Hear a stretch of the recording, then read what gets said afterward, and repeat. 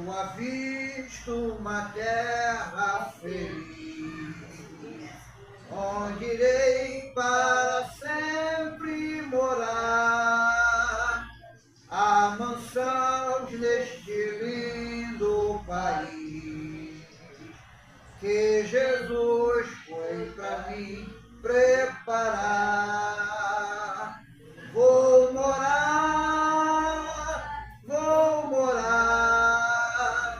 nessa terra celeste por vir. Vou morar nessa terra celeste por vir. Cantarei neste lindo país belos hinos ao meu Salvador, pois ali viverei bem feliz, sem angústia, tristeza nem dor. Vou cantar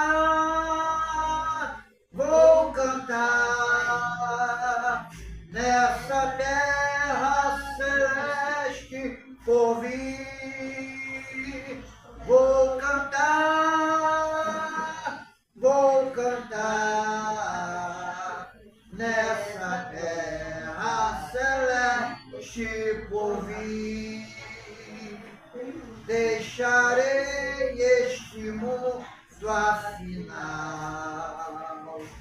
para ir a Jesus adorar nessa linda cidade real.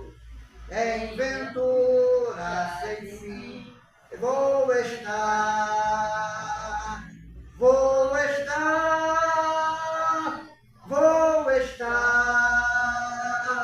nessa terra celeste por vir. Vou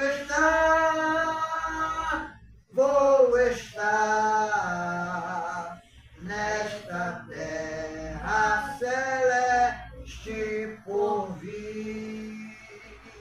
Amém. Glória a Deus.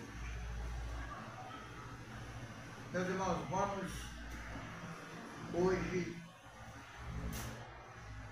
Nós estamos sempre falando de Colossenses, e nós vamos hoje Colossenses 2, versículo 8 e 9.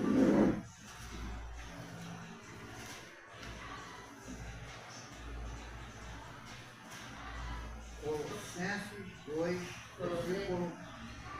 versículo 8 e o versículo de número 9. Para o nosso texto base, eu quero falar sobre a supremacia de Cristo sobre as filosofias humanas.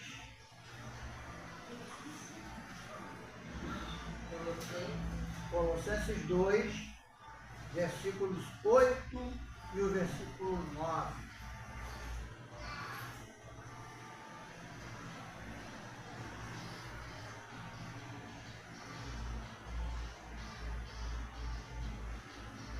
Posso ler?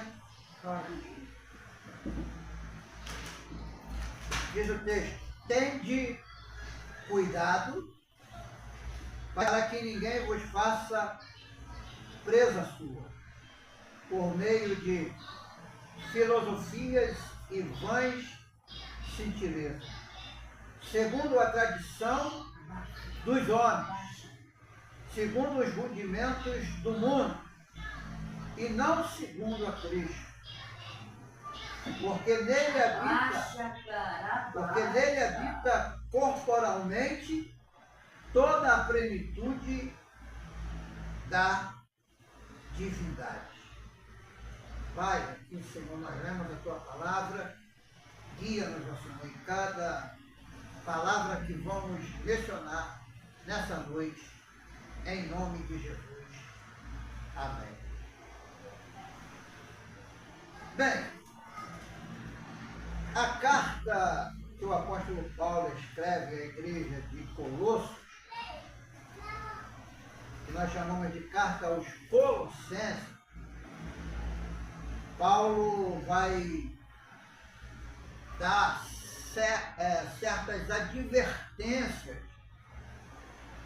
principalmente contra a falsa doutrina, porque em Colossos havia muitos filósofos, muitos homens ensinando doutrinas erradas. Então Paulo ele escreve essa carta como uma forma de advertir. Então ele faz uma advertência quanto à questão da enganação, da doutrina falsa. Porque se existe doutrina verdadeira, também existe doutrina falsa.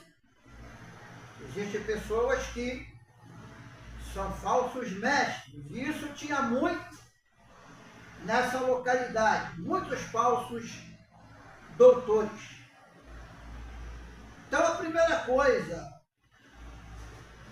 ele advertia termos cuidado. Nós devemos ter vigilância espiritual. Nós devemos ter advertência. Nós devemos ter também,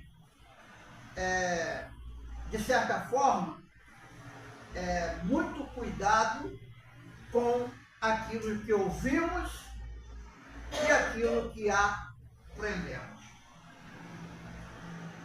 Na lição da escola dominical, eu estava passando esse dia, está falando sobre a questão da defesa da fé, que nós precisamos aprender a defender aquilo que cremos e aquilo que acreditamos, porque existem muitas seitas e heresias que têm se levantado nesses últimos tempos. Há muitos movimentos que até parecem serem cristãos e na verdade não são. Apenas usam a Bíblia para trazer para o povo seu conhecimento e seu modo de pensar. E é sobre isso que o apóstolo Paulo está ensinando aqui. Ele disse, tende cuidado. Então que ninguém vos faça presa sua. Isso é a potência da questão das seitas, porque as seitas escravizam aqueles que fazem parte, que são seus adeptos. Como nós podemos identificar uma seita de uma igreja verdadeira? Por exemplo, tem muitas seitas que parecem até ser igreja. Uma das primeiras coisas que nós temos que identificar na seita é a questão do exclusivismo. As seitas, elas costumam ensinar que somente elas são as donas da verdade. A verdade está contida apenas naquela religião ou naquele movimento.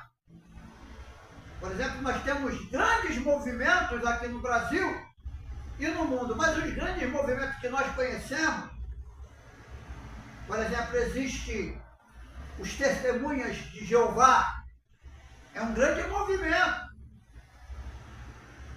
E eles gostam de usar a Bíblia para trazer aquilo que eles acham que é verdade.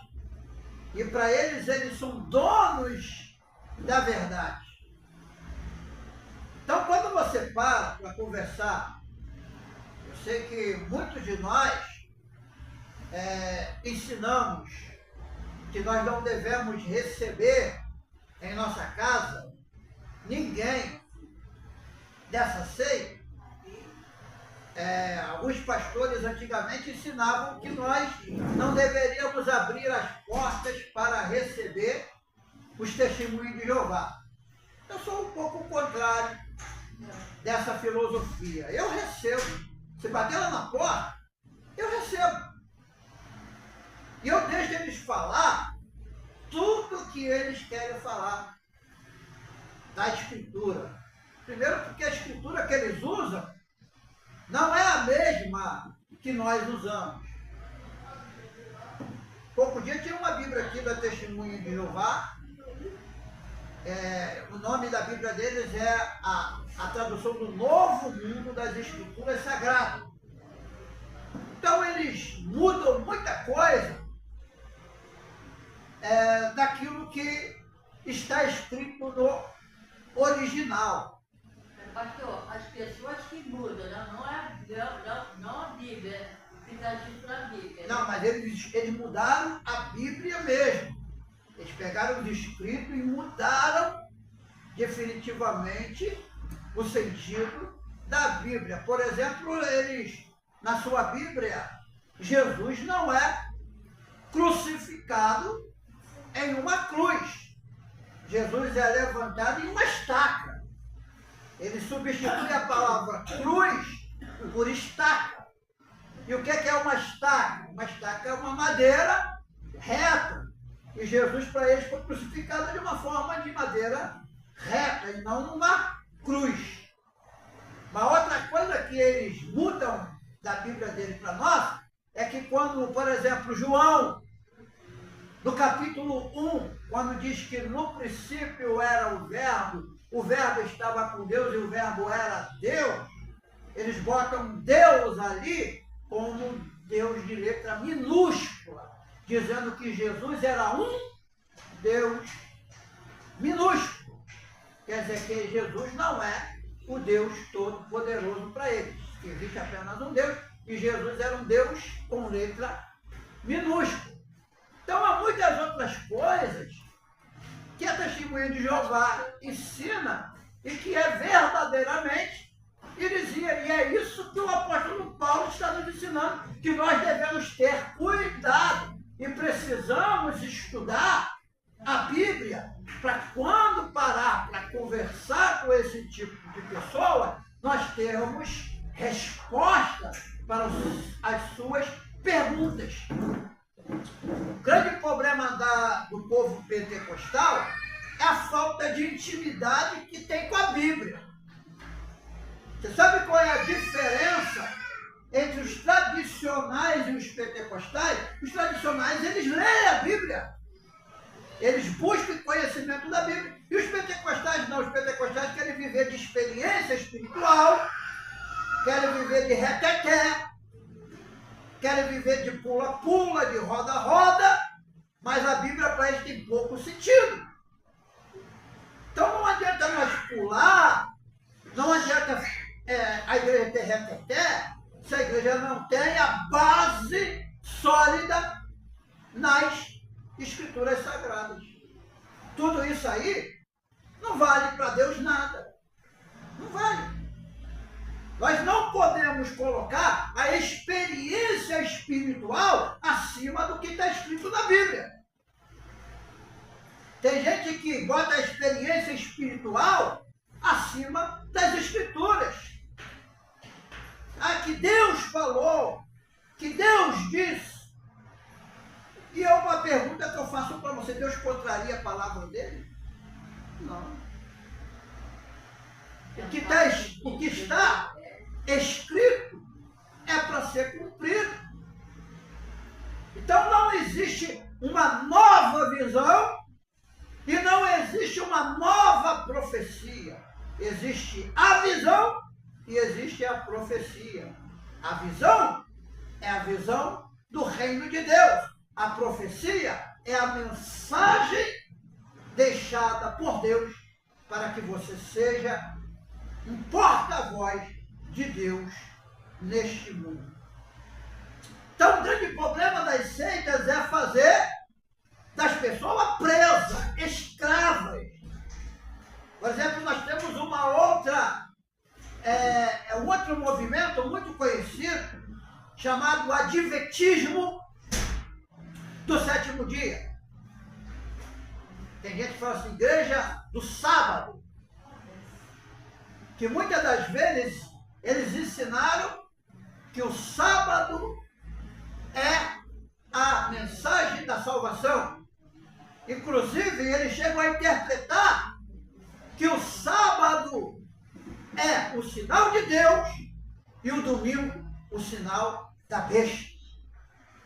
Eles falam que o sinal da besta é o domingo. Eles ensinam que o domingo é aquilo que está escrito no 666. A besta colocou os crentes para adorar no domingo, porque o domingo é o dia da besta. Isso é o que é ensinado na igreja adventista do sétimo dia. Uma outra coisa que os adventistas ensinam, que Jesus é o arcanjo Miguel. Eles falam que Jesus é o arcanjo Miguel, que o arcanjo Miguel é o próprio Jesus. E tem gente que, se não tiver lendo a Bíblia, vai concordar com o que eles falam, vai concordar com o que eles dizem. Tem muita gente que está sendo enganada porque não lê as Escrituras. Então, o Adventismo ele tem uma série de doutrinas heréticas que nós refutamos. Por exemplo, a questão do sono da alma. Para o adventista, quando uma pessoa morre, ela fica inconsciente até o dia da ressurreição. Quer dizer, não tem mais lembrança de nada, não tem mais nenhum tipo de consciência depois da morte. Ele está apagado as suas memórias até o dia que Jesus o ressuscitar. E a Bíblia diz o contrário. A Bíblia diz que há um local para onde os mortos vão. E esse local chamamos de ou paraíso ou o Hades. Paraíso é o local onde ficam as pessoas justas. O Hades é o local onde ficam as pessoas que não praticaram a vontade de Deus. Nem o paraíso é o céu e nem o Hades é o inferno. Isso aí você tem que entender. O inferno ou o lago de fogo só vai ser aberto depois do juízo final. Mas o Hades é um lugar de tormento, onde as pessoas vão estar sendo atormentadas até o dia do juízo final, segundo a palavra de Deus. Então, Paulo está advertindo aqui por quê?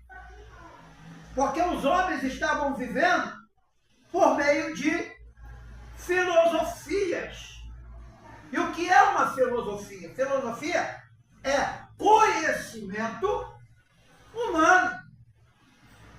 Ora, se você estuda, você vai aprender a ciência dos homens. Qual são a ciência dos homens? Você vai aprender biologia, você vai aprender matemática, você vai aprender português, você vai aprender estudos sociais, vai aprender química, física. Isso são coisas que a filosofia humana ensina você. Você aprende no meio escolar, no meio secular. Só que os homens trazem essa filosofia para dentro da igreja como ensinamento. E o ensinamento na igreja não é filosofia. Porque filosofia é uma coisa meramente de tradição humana, de conhecimento humano. E se tem uma coisa que a igreja não pode é viver de tradição. E o que é tradição? Tradição são culturas. Por exemplo, o catolicismo tem a sua tradição. Lá tem culto a vários tipos de santos diferentes, tem as suas festas, tem um monte de coisa que os católicos ensinam como questão de tradição, inclusive tradição apostólica, segundo eles. Que para o catolicismo eles dizem que Pedro foi o primeiro papa, o que não tem uma comprovação bíblica e não tem uma comprovação histórica que Pedro tenha estado de frente da igreja em Roma. Não tem nenhum escrito disso. Então, o que nós temos que ter cuidado? Cuidado com os enganos, com as falsas doutrinas. Doutrinas que vêm para nos tirar do caminho da verdade. Então, por exemplo, a revista de escola dominical das Assembleias de Deus, essa revista nova, ela entrou numa questão muito polêmica no meio evangélico, porque eles estão refutando a igreja Voz da Verdade. Quem sabe a igreja Voz da Verdade é aqueles que cantam por toda a minha vida. E eles estão afirmando que ali é uma seita e não uma igreja. Mas por que eles afirmam que ali é uma seita? Porque eles não creem na doutrina da Trindade. Eles não creem em Pai, Filho e Espírito Santo. Isso não tem na Bíblia. Eles ensinam que a Trindade não é bíblica. Mas, logicamente, você não vai encontrar a palavra Trindade na Bíblia, mas você vai encontrar Trindade na Bíblia. Por exemplo, até na bênção apostólica. Quando não é uma bênção apostólica que está escrito na Bíblia, o que nós falamos? Nós falamos do Pai, nós falamos do Filho e nós falamos do Espírito Santo. Nós falamos da Trindade. E o que é a Trindade? A Trindade é Deus Pai, Deus Filho e Deus Espírito Santo. Então a Trindade, ela é bíblica. Embora não tenha a palavra Trindade na Bíblia, mas tem o Deus Trino na Bíblia. Porque quando se fala de Trindade, não está falando de três deuses.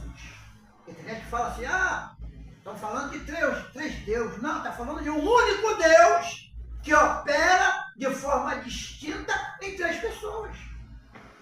Por exemplo, Deus, Criador, se materializou, se tornou carne, sendo Deus homem, e que veio o Espírito Santo e está entre nós como Deus Espírito Santo. Porque quem guia a igreja hoje é o Espírito Santo. Jesus disse que o Espírito Santo seria o quê? O nosso Consolador. Consolador é o Espírito Santo. Então nós vivemos na era do Espírito Santo. Então nós não vimos Jesus em carne, porque Jesus já foi para o Pai, mas nós temos Jesus na pessoa do Espírito Santo que habita em nossa vida. E é por isso que nós pregamos sobre o Espírito Santo. Então, virou polêmica essa questão de falar da Voz da Verdade, porque alguns pastores estão proibindo até as igrejas de cantar a música do Voz da Verdade. Alguns pastores da Assembleia de Deus estão proibindo mesmo a cantar as músicas do Voz da Verdade, dizendo que as músicas são músicas que vão fazer com que você creia em uma outra coisa a não ser na Bíblia Sagrada. Eu, particularmente, eu acho isso besteira. Por quê? Tem tanta música cantada na igreja que é muito pior do que as músicas do Voz da Verdade. Eu vou falar de umas músicas aqui que vocês não vão concordar comigo, mas eu vou dizer por que eu estou dizendo dessas músicas que não são louvor. Vou louvar a Deus com hino, mas isso aí não é louvor. É música, mas não é louvor. Por exemplo, que a igreja gosta de cantar, agora é só a vitória, agora é só a vitória, agora é só a vitória, só a vitória. A prova acabou. Você está louvando a Deus aonde? Me diga onde que está Deus sendo louvado aí. Deus está sendo louvado? Ou o homem está sendo, o ego do homem está sendo levantado na música? A mensagem aqui é mais egocêntrica para o homem do que um louvor a Deus. Uma outra música também que a gente canta muito na igreja e que fala que é louvor, mas não tem nada de louvor. Diz, a minha vitória vai ter sabor de mel, tem sabor de mel. Se você ouvir a música toda, você vai ver que só fala mais do homem do que de Deus. Não é louvor. A gente fala, vai louvar o Senhor e a gente acaba cantando pra gente, não pra Deus. A gente canta pra gente, não pra Deus. Se você vai louvar, você tem que louvar a Deus, não o homem. Não é que é proibido cantar. É cântico, é música, mas não é louvor. Não é louvor. Louvor é quando fala assim, a Ele a glória, a Ele a glória. Isso é louvor, porque você está prestando a glória a Deus. Aí você está louvando a Deus. Só é louvor quando nós exaltamos o nome de Deus. Então a gente, erradamente, quando a gente quer cantar uma música na igreja, a gente fala assim, vou louvar o Senhor com o hino. Só que a gente acaba não louvando o Senhor, a gente acaba fazendo egoticismo humano, louvando o nosso próprio ego, aquilo que nós queremos. Porque a pessoa tem que entender que as músicas que estão sendo cantadas na igreja hoje é mais para levantar o ego humano do que para adorar a Deus. Porque aí você fala, vou sentar na mesa, você vai ter que ver, você vai ter que ver a minha vitória, você vai ter que ver isso, você vai ter que ver aquilo. Isso é a música que a gente canta. Que a pessoa tem que ver a gente lá em cima. Mas na verdade nós deveríamos cantar que a pessoa tinha que ver a presença de Jesus, o amor de Jesus, a graça de Jesus, a comunhão com Jesus. E a gente não faz isso. Então tem muita coisa, para mim, pior do que cantar Voz da Verdade na igreja.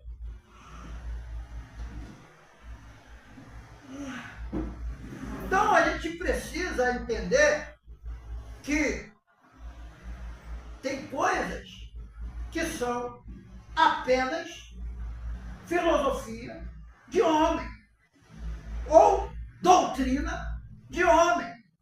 O homem quer te proibir de tudo. O homem quer te proibir de viver. Infelizmente, em muitas igrejas, o povo não está vivendo. O povo está vivendo como escravo da religião. E nós não fomos chamados para sermos escravos. Nós fomos chamados para sermos livres pela graça de Jesus. Jesus não escolheu você para você estar preso. Jesus escolheu você para você ser livre para estar fazendo a vontade dele. Então, tem muitas coisas que parecem ser bênção, mas na verdade não são bênção nenhuma. Então existem meios de enganos, filosofias, pensamentos humanos, e esses pensamentos humanos, eles se opõem à vontade da palavra de Deus. Tem muita coisa que a igreja proíbe e a Bíblia não proíbe. Quem proíbe é a igreja. Tem coisas que quem proíbe é a igreja e não a palavra. Tem coisas que a palavra proíbe e a igreja não proíbe. Então a gente tem que pensar sobre isso. Pensar que Deus, que Cristo, Ele é supremo sobre todo pensamento humano. Então nós temos que tomar cuidado para nós não vivermos de tradições. Tem muito cristão vivendo de tradição. Ah, na minha época a igreja era assim, na minha época os cultos eram assim, na minha época era isso, na tua época era tudo isso. Por que tu mudou? Você mudou por quê? Porque nós temos que permanecer naquilo que nós aprendemos. Eu aprendi uma cultura que eu não mudo da cultura. Por exemplo, eu já tentei algumas vezes usar bermuda. Já tentei algumas vezes usar bermuda, mas eu não me sinto bem botando bermuda. Não me sinto. Eu fico estranho. Eu boto bermuda, eu fico esquisito. Por quê? Porque eu aprendi dessa forma, que nós cristãos, não devemos ficar usando bermuda. Aí a pergunta que eu faço para os irmãos que andam de bermuda estão em pecado? Quem acha aí? Que irmão que anda de bermuda na rua está em pecado? Não tem pecado na questão da pessoa estar vestindo uma bermuda. O pecado é quando você é desobediente ao que é ensinado na tua igreja. Se a tua igreja proíbe, você tem que cumprir com aquilo, porque você faz parte do estatuto de uma igreja. Por exemplo, aqui a pastora Marília não permite que a irmã bote brinco. Se você botar brinco, você vai ter pecado. Porque você sabe que a igreja não permite. Você tem desobediência. Desobediência é pecado. Agora, se você estiver lá na igreja universal, congregando lá, você botar brinco, calça comprida, para você não vai ser pecado. Porque lá não tem essa proibição. Cada uma igreja tem uma forma de ensinar. Para umas é a forma fechada, para outras é uma forma aberta. O que não muda é a questão da palavra. Por exemplo, o que a palavra realmente proíbe universalmente, tem que ser proibido. Por exemplo, mentira, roubo, adultério, cobiça, isso tudo é proibido pela palavra. Não é pela igreja, é pela palavra. Mas tem coisas que são proibidas pela igreja, porque a igreja fez uma interpretação equivocada das escrituras. O líder fez uma interpretação equivocada das escrituras. Então nós temos que tomar cuidado com a questão do sistema dos homens. Há igrejas que o homem manda definitivamente. Não é Jesus, quem manda é o homem. Isso aí tem em muitos lugares. Se Deus for querer falar, usar um vaso lá, ele não vai permitir. Eu estava ouvindo agora um áudio de um pastor que foi proibido entrar em determinada igreja Porque ele entregou uma revelação para o pastor não gostou e falou que se ele entrasse lá ia sair algemado, porque entregou uma coisa de Deus. Ia mandar algemar ele e levar ele preso, porque ele estava proibido a partir daquele momento de entrar naquela igreja. Os homens estão mandando tanto na casa de Deus ao ponto de proibir as pessoas entrarem na igreja. Proibir mesmo. Porque eles querem que o povo engula tudo o que eles ensinam. Só que hoje eles esquecem que o povo tem na mão a palavra de Deus. Isso acontecia na época que a igreja romana imperava. A igreja romana dava ordem, todo mundo obedecia, porque ninguém tinha acesso à Bíblia. A única igreja que tinha acesso à Bíblia era a igreja católica. Aí quando veio a reforma protestante, que a Bíblia começou a ser distribuída para o povo começou a se ter conhecimento da verdade. Aí a igreja romana não teve mais poder sobre a mente do povo, porque a mente do povo abriu para a verdade.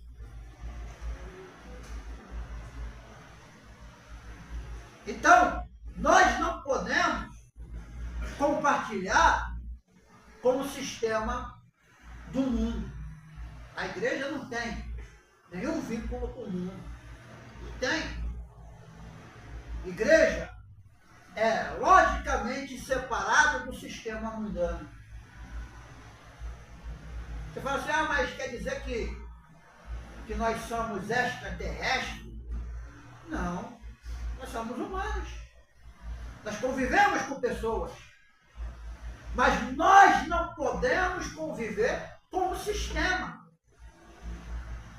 Nós não podemos aceitar tudo que é ensinado no mundo. Porque o que o mundo quer é ir contra aquilo que Deus estabeleceu. Por exemplo, se a igreja que prega a palavra de Deus como ela é, entrega uma mensagem de exortação para o mundo, a tendência do mundo é o quê? Odiar a igreja. Se na igreja o mundo está batendo palma para ela, pode dizer que ali não está pregando a palavra de Deus. Porque o mundo está batendo palma. Se o mundo está batendo palma é porque as mensagens são egocêntricas, as mensagens são de autoajuda, que é o que mais hoje é a moda do coach. Hoje os pastores estão substituindo a pregação da mensagem do Evangelho com ensinamento de autoajuda. Vou ensinar vocês 10 passos para a vitória. Vou ensinar vocês 10 passos para você prosperar. Vou ensinar você 10 passos para você ter uma vida feliz. Essa é a mensagem da igreja. Ninguém prega. Arrependei-vos porque é chegado o reino de Deus. Ninguém prega. Convertei-vos à palavra de Deus. Mas somente receita para você viver uma vida na terra feliz. Nós cantamos o louvor aqui à tarde, que nós vamos morar naquele lindo país. Vamos ter felicidade lá. Mas só que o povo hoje não quer felicidade do céu. Eles querem felicidade da terra. E aí que está o grande problema. É proibido você ser feliz na terra? É claro que não, meus irmãos. Se você puder ser feliz, Deus abençoe. Mas não coloque a felicidade terrena acima daquilo que você tem como promessa para a eternidade. Porque muita gente já vai receber o seu galardão aqui, não tem galardão no céu. Essas camaradas aí que pregam por dinheiro, que cantam por dinheiro, eles já estão recebendo o galardão dele aqui, não precisa de galardão no céu. Não precisa. É uma coisa terrível o que estão fazendo com a igreja evangélica brasileira. A igreja evangélica brasileira está virando uma vergonha. Vergonha. Não vamos generalizar, mas a maioria está virando uma vergonha. Por quê? Porque se eu chego ao ponto de cobrar 10 mil reais para pregar 30 minutos ou 40 minutos num culto, eu já estou recebendo meu galardão. Não precisa de galardão no céu. Eu vi um pastor dizendo: o crente tem que comer do melhor da terra e não sei o que lá e tal, porque a Bíblia faz essa promessa. Se eu dizer para você que essa promessa não é para a igreja, essa promessa de comer do melhor da terra não é para nós, não. A promessa é para judeu, é para Israel. Deus fez essa promessa para a nação de Israel, porque eles vão herdar a terra. Eles têm uma promessa desde Abraão de herdar a terra que mana leite e mel. A igreja não tem que esperar herdar nada dessa terra. Tudo que você conquistar aqui não é teu. Tudo que você conquistar aqui vai ficar aqui. Porque a igreja tem como destino morar no céu. Israel não vai morar no céu, mas a igreja tem o destino de morar no céu.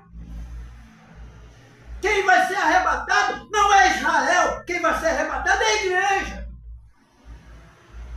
E a igreja não é, como eu digo, uma denominação, uma religião. A igreja é o povo que se reúne em nome de Jesus.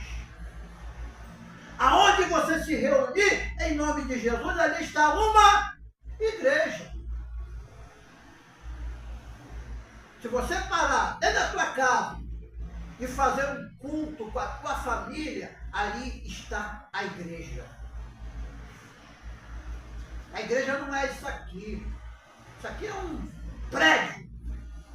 Que quando Jesus arrebatar a igreja, isso aqui vai ficar para o anticristo dominar. Quem vai tomar conta disso aqui é o anticristo. Ele vai botar o líder que ele quer. Porque se tem uma coisa que o anticristo vai fazer, é instituir uma nova religião mundial. É o que está lá em Apocalipse capítulo 13. Vamos ler lá para a gente... Apocalipse 13.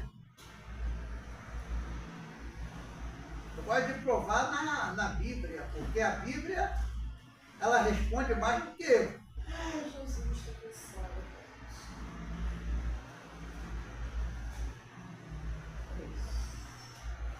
13 a partir do versículo 11.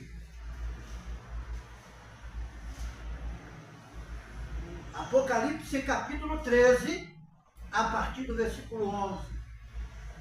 Diz assim: e vi subir da terra outra besta. Veja só que aqui está falando de uma segunda besta. A primeira besta, ela veio do mar. Isso quer dizer poder político. Isso quer dizer poder que foi lhe dado para dominar as nações e os povos. Agora essa segunda besta, ela vem da terra. E olha só que coisa interessante. Ele tinha 2 chifres semelhantes aos de um cordeiro. Olha que coisa, semelhante a de um cordeiro. Isso quer dizer que essa besta, ela quer imitar a Jesus. Ela quer se passar por Jesus. Porque quem é o Cordeiro de Deus que tira o pecado do mundo? Jesus. E essa besta, ela vem sendo semelhante a um cordeiro. Mas olha a resposta, olha o contexto. Mas falava como o dragão. E exerce todo o poder da primeira besta na sua presença. E faz que a terra e os que habitam adorem a primeira besta, cuja chaga mortal fora curada.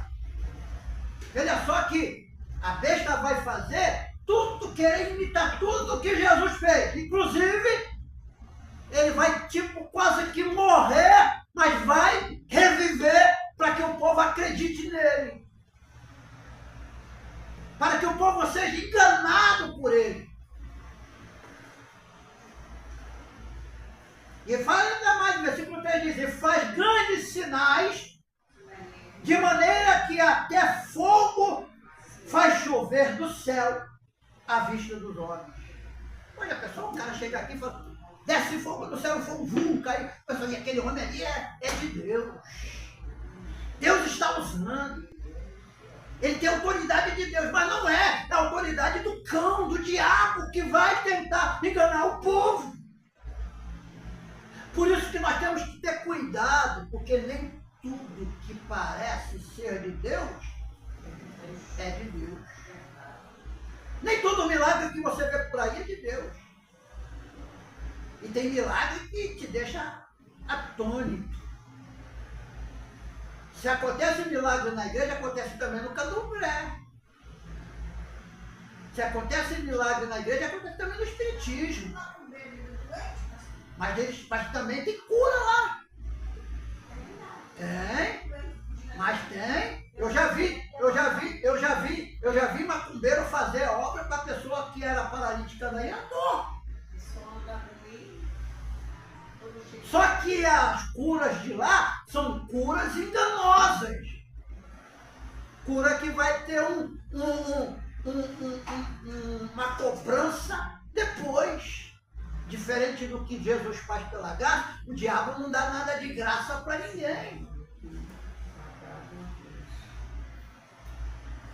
Porque o espírita que adora mesmo de verdade, que não são os charlatão, porque tem muita gente na macumba que é charlatão, assim como tem evangélico charlatão também. O espírito de engano se apodera delas para enganar as pessoas. Por exemplo, quem já ouviu falar aqui no famoso que foi preso, o Dr. Fritz? Ele fazia cura sobrenatural cortando a pessoa com uma gilete. E ele era espírita. E ele falava que um espírito se apoderava dele, ele pegava a navalha e cortava a pessoa sem anestesia e tirava o tumor das pessoas, as doenças da pessoa.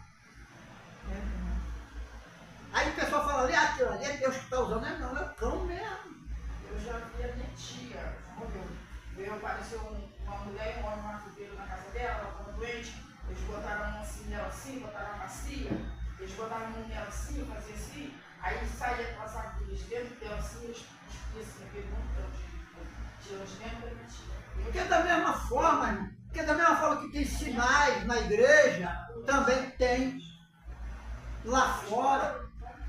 Você lembra quando Moisés chegou no Egito e ele foi na presença do faraó com um cajado e ele jogou o cajado lá e o cajado se tornou serpente?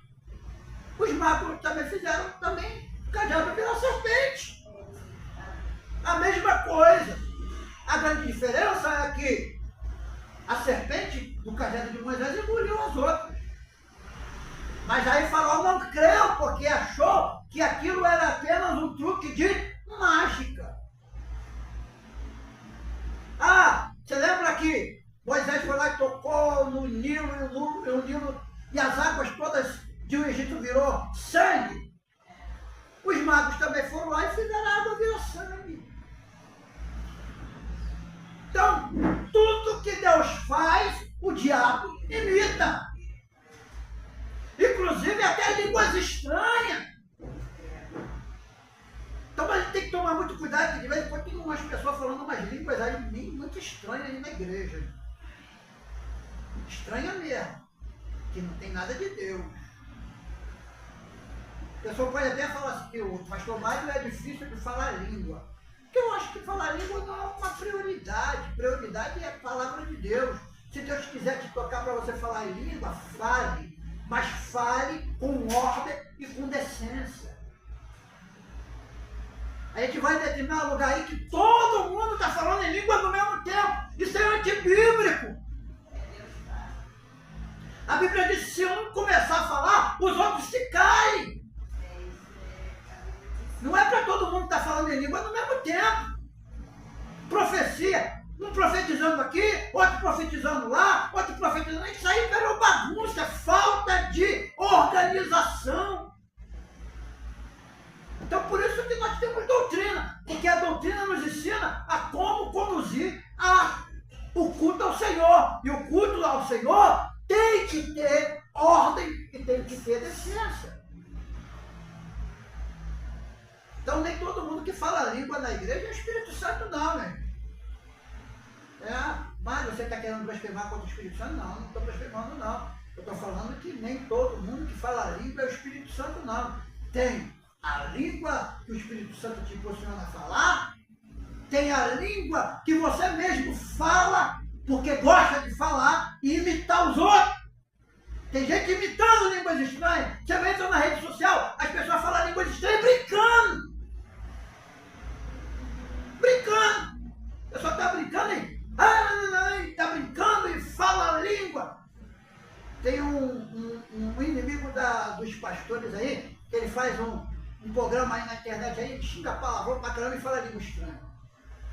Ele fala um monte de palavrão, manda não sei tomar não sei onde, daqui a pouco fala línguas estranhas. Aí ele botou lá, vou dar uma aula de língua estranha para você. Ó, botando um quadro lá, como é que se fala, começa a falar a língua. Aí ele escreve lá a língua estranha que os crentes falam. E ó, repete comigo isso aqui, que aí você vai ser um perito em língua estranha. Então as pessoas estão brincando com língua estranha. Então tem língua estranha que o homem mesmo fala por imitação. E tem a língua do diabo também, que o diabo impulsiona a pessoa a falar.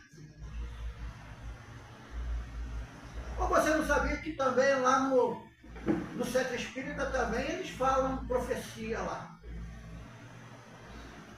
Olha, eu lembro, eu era menino, eu tinha o quê? Uns 14 anos. Minha tia ainda não era convertida. E aí, a minha família, antes de se converter, eles eram tudo espírita, oriunda do Espírito Santo, lá de Vitória, todo mundo espírita. Aí minha tia, ele estava conversando com a gente normal, sentada na cadeira, com o charuto dela, que ela gostava de... Charuto não, era cachimbo. Ela gostava de botar aqueles negócios no cachimbo, né? Para fumar. O fumo para fumar. E ela estava fumando, de repente, ela fumando, e estava eu, minha falecida avó, meus primos, tudo assim. De repente, ela começou a se torcer, de repente ela começou a falar mensagem dada do parente lá do Espírito Santo, diretamente. Era o correio espírita deles.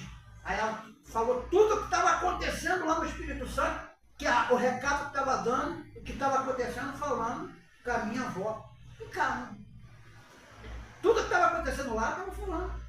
Ó, está acontecendo isso agora, aqui, ó, fulano e tal, mandou isso, mandou aquilo e tal. Falou. E aí, tudo que acontecia lá, ela estava falando aqui. Porque um espírito se apoderou dela, ela se transfigurou. A pessoa fica transfigurada, diferente. Então, da mesma forma que você entrega uma mensagem de Deus, o diabo também traz a mensagem dele.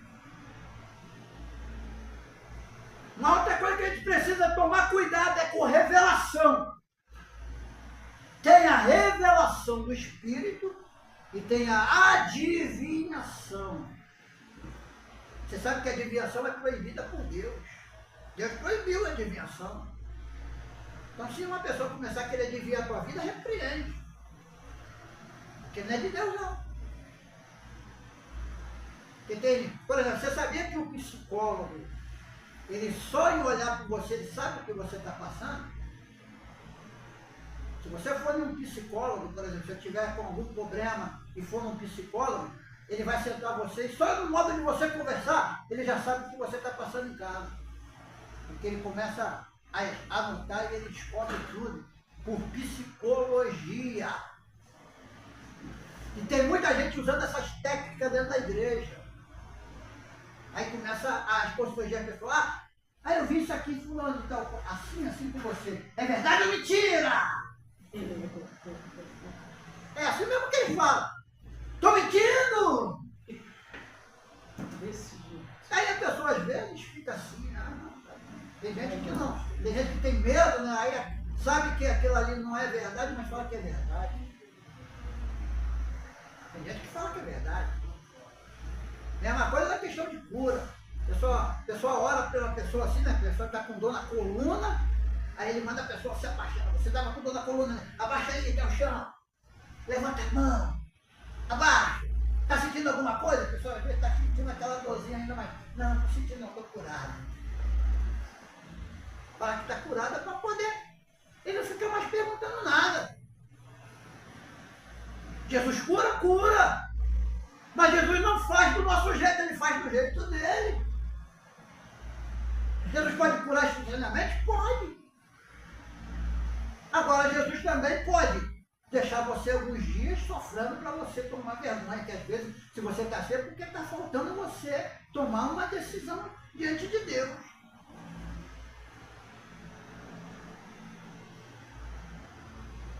Por outro lado, a gente costuma até às vezes querer culpar Deus de coisas que acontecem na nossa vida.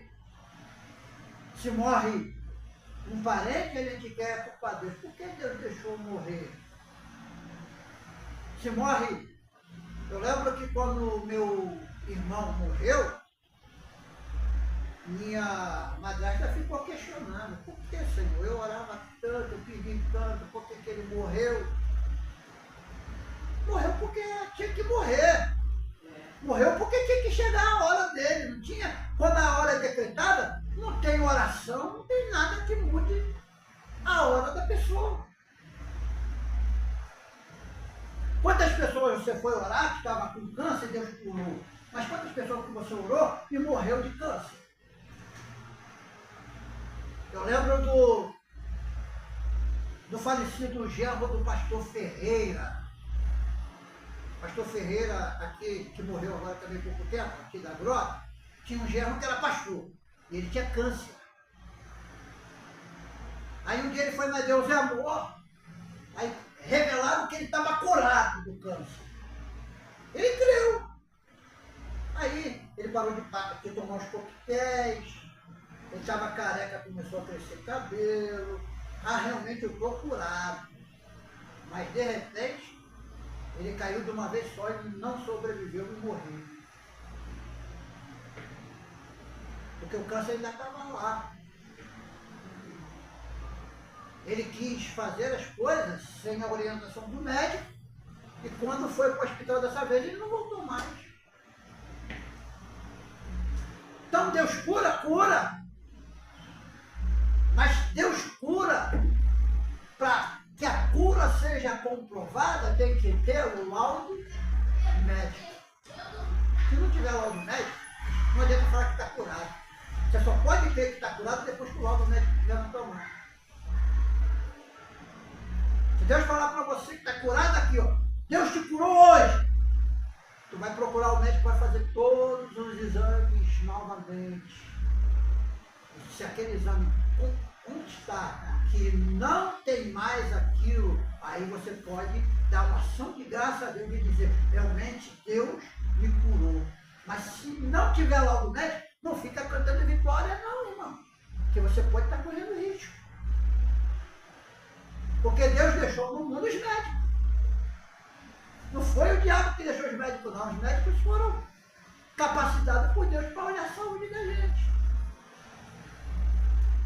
Tem gente que quer ser mais, saber mais do que o médico. Então, são muitas coisas que a gente precisa entender.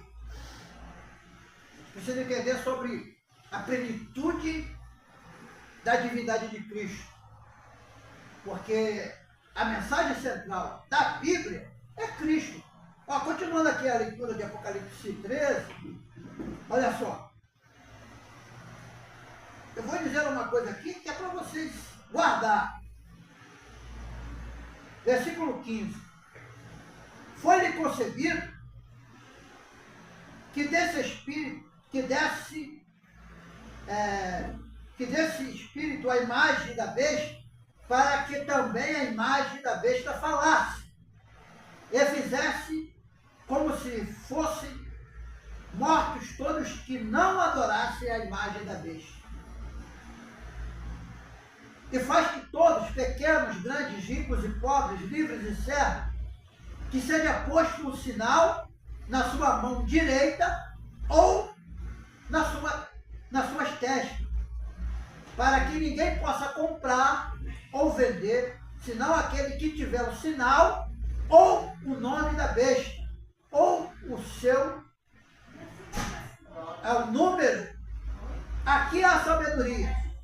Aquele que tem entendimento, calcule o número da besta, porque o número é de um homem. O seu número é 666. Então é 666. Para me terminar, eu quero falar uma coisa aqui muito importante. Eu vejo um monte de gente de forma equivocada, ensinando que a marca da besta é o chip. O chip é a marca da besta. A Bíblia não diz que a marca da besta é o chip. E tem mais. Só vai receber a marca da besta aqueles que adorarem a besta. Então, para você receber a marca, você tem que ser fiel à besta, você tem que se dobrar para a besta, você tem que servir a besta, você tem que concordar com a besta. Então, essa marca não é para quem conhece a palavra de Deus. Porque quem conhece a palavra de Deus, de forma nenhuma vai aceitar a marca da besta. A pessoa, se a besta fala assim, eu me adoro e recebo o sinal, você vai receber de sua consciência o sinal da besta? Não vai. Então, não diz que é o chip. Embora o chip seja para controle mundial, isso aí nós não temos nenhuma dúvida que o chip vai ser a nova identidade do ser humano, que a tendência é no futuro acabar a identidade de papel e você ter a identidade apenas num chip que vai te identificar em qualquer lugar que você estiver. Isso aí já está sendo implantado em muitos lugares. Nos Estados Unidos já tem regiões que tem chip. E aonde eles vão, eles são rastreados pela polícia. A polícia sabe onde ele está, pelo chip. Se ele for sequestrado, a polícia vai saber o local que ele está por causa do chip. Mas a Bíblia não diz que o chip é o sinal da besta. O sinal da besta é algo que relaciona a sua adoração a Satanás. Você vai deixar de temer a Deus para temer a Satanás e servir a ele no seu propósito na terra. Aí você vai receber o sinal desse grande líder que vai existir aí, esse líder maligno, a qual você, aceitando o sinal dele, você vai perder definitivamente a sua salvação, porque você negou, conhecendo a palavra de Deus, você negou a Deus. Então é uma coisa difícil. Quem conhece a palavra de Deus não se dobra para o diabo. Quem conhece a palavra de Deus, e eu creio que isso é uma coisa que não vai acontecer enquanto nós da igreja estivermos aqui. Enquanto a igreja estiver na terra, o diabo não pode implantar o seu poder mundial. Ele só vai poder implantar o seu poder mundial depois que a igreja de Jesus for tirada da terra, for arrebatada. Aí ele vai poder fazer o mundo que ele bem entender. Porque a igreja vai para o céu, mas o mundo vai continuar existindo, irmão. O mundo não vai acabar com o arrebatamento, não. Tem gente que acha que o arrebatamento é o fim do mundo, não é não. O arrebatamento é apenas a tirada da igreja da terra. O mundo vai continuar existindo, vai continuar tendo casamento, vai continuar nascendo criança, vai continuar um monte de coisa no mundo. Vai continuar depois do arrebatamento da igreja. Então nós temos que pensar nisso aqui. Glória a Jesus. Pensar nisso aqui. Então, Paulo, ele nos adverte a nós tomarmos cuidado com os falsos ensinos. Porque tem muito falso ensino. Muito falso ensino. Tem pessoas que não estão ensinando a palavra de Deus, estão ensinando filosofia. E tem gente que, uma outra coisa que eu quero falar, tem gente que fala assim, eu não estudo teologia, eu não preciso de teologia, porque teologia é coisa de homem. Meu irmão, teologia é muito importante, porque na teologia você entende quem é Deus. E todo crente, querendo ou não querendo, ele pratica teologia, porque se você fala de Deus, porque o que é teologia? Estudo sobre Deus. Então, quando você fala de Deus, você já fala da teologia em si. Porque a palavra teologia é Theos, que significa Deus, e Gia, que é estudo. Estudo sobre Deus. E qual é o centro da teologia? A palavra de Deus, a Bíblia. A teologia não tem nada mais do que o estudo da Bíblia em um conhecimento um pouquinho mais avançado e mais profundo a respeito de Deus. Na teologia você vai aprender os atributos de Deus, sobre o caráter de Deus, sobre a santidade de Deus. Tudo isso você aprende na teologia. Você sabia que Deus ele é tão santo que nós não somos dignos, que por mais que você santifique sua vida, consagre sua vida, você nunca se aproxima da santidade de Deus. Porque a santidade de Deus é intocável. Por isso que quando o homem não pode ver Deus, porque se ele vê Deus, ele morre. Por que ele morre? Porque ele está vendo um ser que é divinamente, tremendamente santo. E se ele é santo, nós pecadores não somos dignos de ver a sua face, nem de estarmos sentindo a sua presença. Se sentimos a presença dele, pela fé. Você fala de Deus pela fé. Porque ninguém aqui, vamos ser